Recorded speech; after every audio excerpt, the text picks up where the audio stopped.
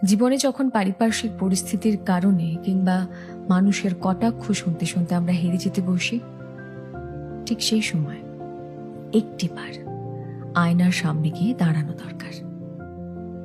বাইরে থেকে দেখে তোমাকে যে যেভাবেই প্রেডিক্ট করুক না কেন, যে যা খুশি বলুক না কেন, যে যেভাবেই জাজ করুক না কেন, একটিবার আয়নার সামনে গিয়ে দাঁড়াও, নিজেকে দেখো, একটিবার নিজেকে বলো, listen sweetheart, I am proud of you.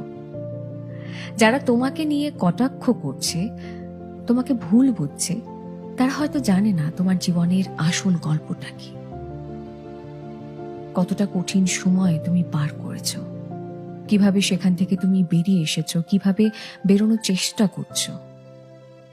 তারা যদি জানতো, তাহলে বিশ্বাস করো, তারা প্রত্যেকে একটা কথাই বলতো, এত কিছু হওয়ার পরও কিভাবে কিভাবে তুমি তোমার ঠোঁটের কোণায় এই হাসিটাকে ধরে রেখেছ।